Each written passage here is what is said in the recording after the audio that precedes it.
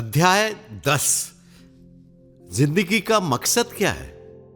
कुछ आलसी किस्म के लोग कहते हैं जिंदगी का मतलब है खाओ पियो और मौज उड़ाओ, पर शीघ्र ही उन्हें इस परिभाषा के खोखलेपन का एहसास हो जाता है।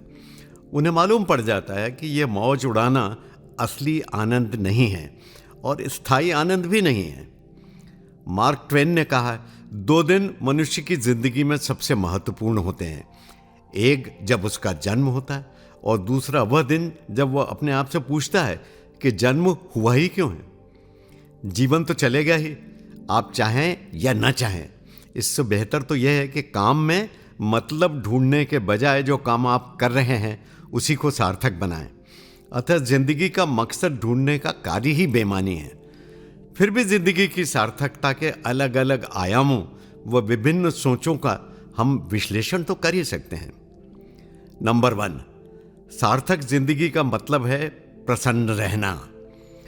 प्रख्यात विद्वान डेनिस वेटले ने कहा है, प्रसन्नता की न तो यात्रा की जा सकती है, न इसकी मालकियत हासिल की जा सकती है, न कमाई जा सकती है, न गंवाई जा सकती है, न ही खर्च की जा सकती है। आंतरिक प्रसन्नता को तो जिंदगी में प्यार व कृतज्ञता के बल पर आध्यात्मिक अनुभव किया जा सकता है।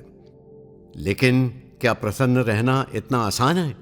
दुनिया में इतना छल कपट, मोह, आडंबर, मान, अभिमान, क्रोध, सुख दुख, आकर्षण, ईर्ष्या व प्रतिस्पर्धा की तीखी धार भरी पड़ी है और आपके शांत मन को उद्वेलित करती रहती है। ऐसे में आंतरिक खुशी की तलाश मृग मरीचिका ही साबित होती है। कहना कितना सरल है कि प्रसन्न रहना चाहिए।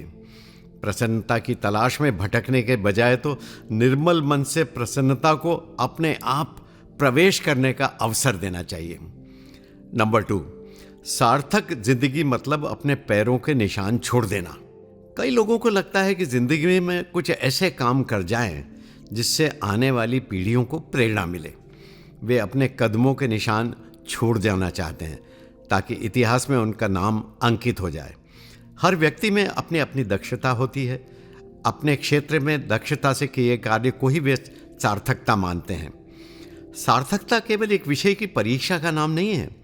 मदर टेरेसा ने दुखियों व दीन लोगों की सेवा का जिम्मा लिया और जिंदगी भर ये काम प्रकृति के रंग में रंग कर किया। करुणा की भावना से वह जिंदगी भर ओतप्रोत रहीं, पर ध्यान रखना चाहिए कि यह काम उन्होंने अपनी पसंद से वो अपने दिल से किया।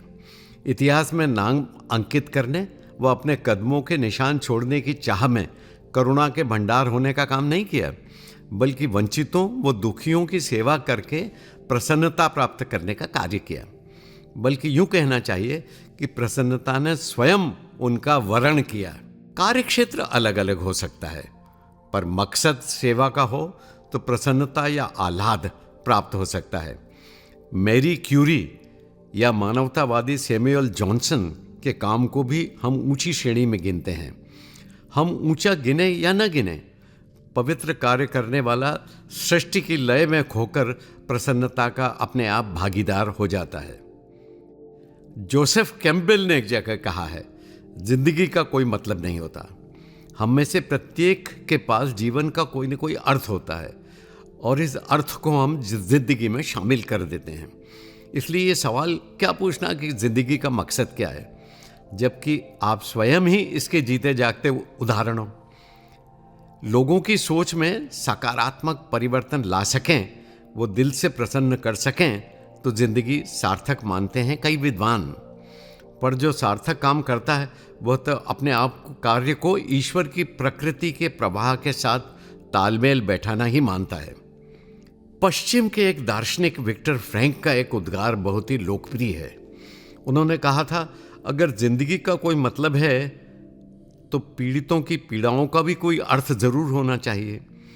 पीड़ा से निजात दिलाने का काम सार्थक जिंदगी है। हम जिंदगी में अक्सर झूठे अहंकार, बाहरी आडंबर, तड़क भड़क, शान और शौकत व भौतिक संसाधनों से प्रभावित हो जाते हैं। इसका मतलब साफ है कि इन भौतिक सुखों की प्राप्ति को ही हम जीवन का लक्ष्य मान लेते हैं। ये विचारधारा हमारे मस्तिष्क की वास्तविक सोच पर एक आवरण सा डाल देती है। और हम सच्चे सुख व आंतरिक आनंद से वंचित रह जाते हैं। वह वास्तविक आनंद जो हमें भीतर झांकने से मिलता है, इस मुफ्त में मिल रहे प्राकृतिक आनंद को देख ही नहीं पाते, जो ईश्वर के रूप में हमें दरवाजे पर खड़ा है। हम उन मस्त हवाओं का आनंद नहीं लेते जो हमारे नसीब में आ रही है। हम कोयल की कूक से मस्त होना भूल गए। हम गुलाबों की मदमस्त महक से भी नाता नहीं जोड़ पा रहे, उसी आवरण के कारण।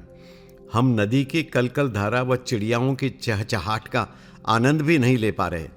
ये सब चीज़ें प्रकृति के तालमेल से हमें स्वतः उपलब्ध हैं, पर हम भौतिक सुखों की ओर बेहताशा दौड़ रहे हैं, जो हमें अस्थायी आनंद तो दे सकती है, पर लंबी प्राणवायु नहीं दे सकती। आकाश में रात के वक्त चांद सितारों की छवि में हम प्राकृतिक आनंद की अनुभूति क्यों नहीं करते? जो प्रभु की लीला को समझते हैं वो तो इनमें रस अनुभव करते हैं, पर जिनके मनोमस्तिष्क पर भौतिकता के विकास का पर्दा चढ़ा हुआ है, वे इस अलौकिक आनंद से वंचित रह जाते हैं।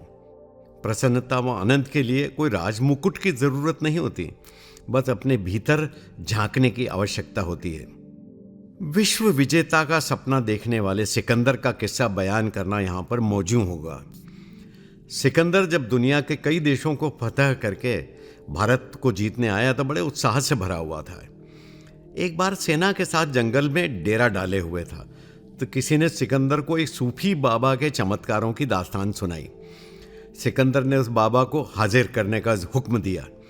सिपाही उस फकीर को लेने पहुंचे तो वार्तालाप कुछ इस प्रकार से हुआ। सिपाही ने बोला, चलो तुम्हारी किस्मत खुल गई है, सम्राट सिकंदर ने स्वयं तुम्हें मिलने बुलाया है। फकीर ने कहा, मुझे सम्राटों से मिलने की कोई तमन्ना नहीं, मैं नहीं आऊँगा। उसे मिलना हो तो स्वयं यहाँ हाजिर हो जाए। सिपाहियों की तमाम गुजारिशों व धमकियों के बाद भी जब फकीर न माना तो सिपाहियों को वापस खाली हाथ टेंट में लौटना पड़ा। किस्सा सुनकर सिकंदर को इतना गुस्सा आया कि तुरंत उसका हाथ तलवार की मूठ पर चला गया। कड़कते हुए सिपाहियों को कहा, चलो मैं ही देख लेता हूँ इस फकीर को। सिकंदर जब फकीर के पास पहुंचा तो वो आराम फरमा रहा था। अरे तुझे मुझसे डर नहीं लगता? मैं सिकंदर हूं। सिकंदर ने कहा, डर किस बात का? मेरे पास ऐसा है ही क्या जो तू मुझसे छीन लेगा? फकीर ने जब निडर होकर जवाब दिया तो सिकंदर भी अचरज में पड़ गया। फिर फकीर ने ही पूछा, किधर की सवारी है? अरे मैं आधी दुनिया फतेह कर चुका हूं। अच्छा फिर क्या करोगे? फकीर ने पूछा। बाकी की आधी दुनिया फतेह करूंगा, सिकंदर ने गर्व से कहा। अच्छा चलो पूरी दुनिया जीत लोगे, फिर क्या करोगे? फिर क्या करूंगा? अजीब सवाल है। फिर आराम करूंगा, सिकंदर ने कहा। वो आराम तो मैं बिना खून बहाए अभी ही कर रहा हूं, फिर इतनी भागदौड़ और मेहनत क्यों कर रहे हो? तब फकीर ने भय रहित होकर कहा तो सिकंदर भी गहरे सोच में पड़ गया। कहने का तात्पर्य यह कि सोच में अगर हिंसा, अहंकार व पद लालसा है तो कार्य भी वैसे ही रहेंगे। यह सोच संस्कारों व वृत्ति से उत्पन्न हो आगे बढ़ता है। फकीर के पास खोने को कुछ भी नहीं था, पर संतोष सुख प्राप्त कर लिया। सम्राट सिकंदर महाप्रतापी शूरवीर व विजेता होने के बावजूद भी बिल्कुल दीन लग रहा था। आप भी अपने विगत 20 वर्षों के कार्यों पर दृष्टिपात करेंगे तो पाएंगे कि आप किए गए कामों से संतुष्टि के बजाय ऐसे काम जो आप न कर पाए उससे ज़्यादा दुखी होंगे।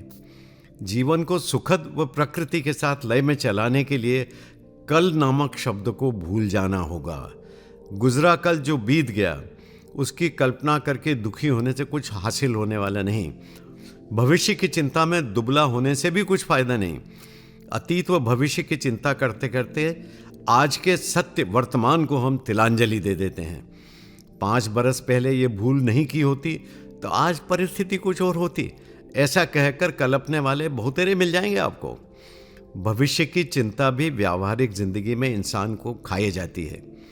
एक अदद मकान की चाह, नई कार खरीदने की इच्छा, नया मोबाइल लेने की मंशा, बच्चों के भविष्य की चिंता, पत्नी के गहनों की चिंता, बैंक बैलेंस की फिक्र और न जाने कितने ही ख्यालातों में भटकते हम वर्तमान के सुनहरे अवसर को भुला देते हैं। बीत गया वो सपना था, आने वाला कल का ख्वाब एक भ्रमजाल है, उसका कोई सुनिश्चित अता पता नहीं। वर्तमान तो हमारे सामने खड़ा है। उस असली व वास्तविक वर्तमान को अंगीकार करोगे तो ईश्वर की असीम सत्ता के साथ तालमेल बैठाने में सफल हो सकते हो। अन्यथा पहली सांस से आखिरी सांस तक जिंदगी की जद्दोजहद में ही वक्त जाया हो जाएगा और फिर कहने लगोगे जिंदगी से हमें कुछ मिला ही नहीं।